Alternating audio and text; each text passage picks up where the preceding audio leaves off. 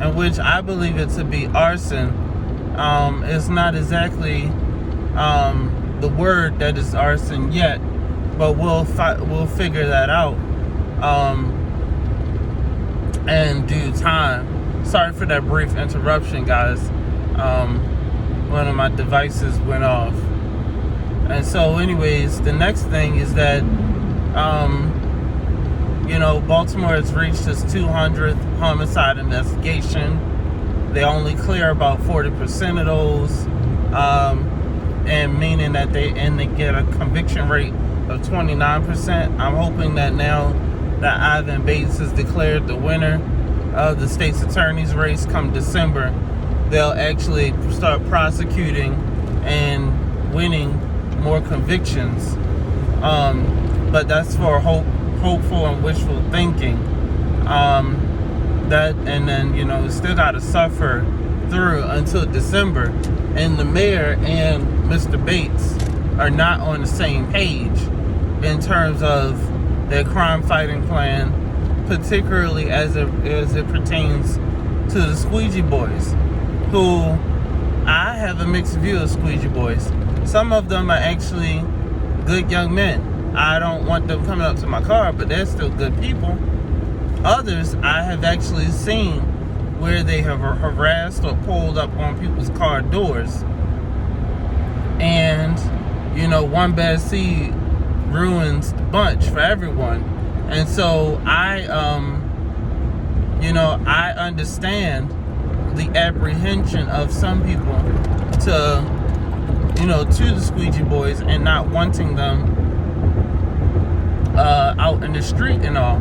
And so I'm with Ivan Bates when he says we have to start getting these children and some of these young men, quite frankly, off the street corners and stop them from doing the squeegeeing. We also had to start prosecuting for these lower level offenses. I mean, you have people who are able to break into your car, ransack it, and then they're just allowed to go free again. No. That can't be allowed because that leads to other things.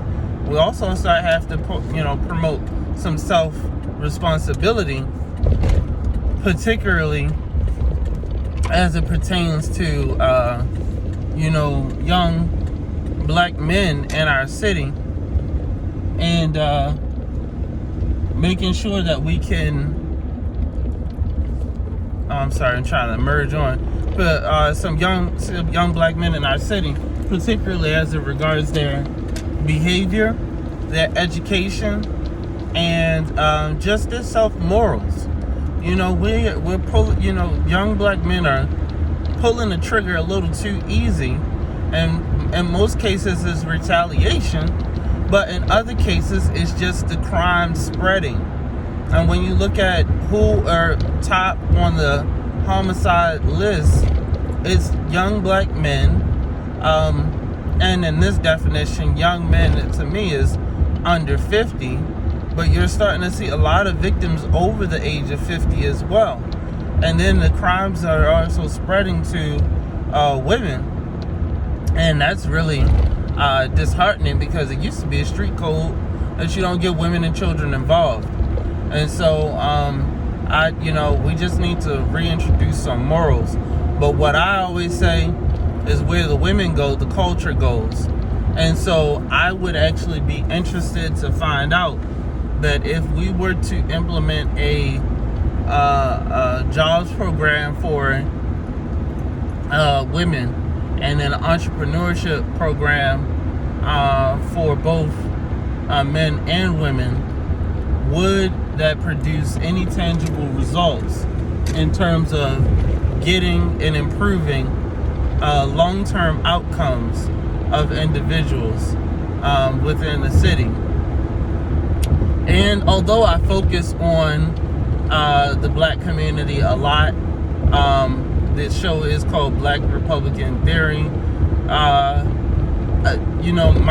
My focus and my research and studies and everything has always been on the lower middle class, wealth creation, and the greater black community. So when I look at these things, I am looking from a class point of view and not necessarily a race point of view, because the black community has an aggregate income, I think, of under 40,000.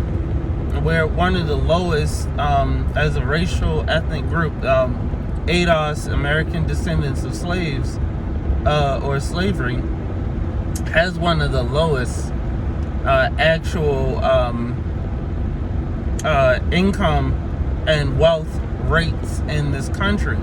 And so I kind of focus my research on how to improve that and which policies are best for that. And so when I speak about it, I mean, these things are applicable to all other cultures as well. But that's where my research comes in, based on that class point of view intersecting with the other factors. And so, okay, guys, thank you for tuning in to Black Republican Theory. I appreciate you so much for being loyal Shea Butter Republicans over these past couple of months. Please like, share, comment, and subscribe. I hope to put out more content soon, and maybe some more videos of me driving and just processing through thoughts. All right. Oh, I'm also going to post a video about how to tie a tie. I realize that a lot of black men and young men at large do not know how to tie a tie.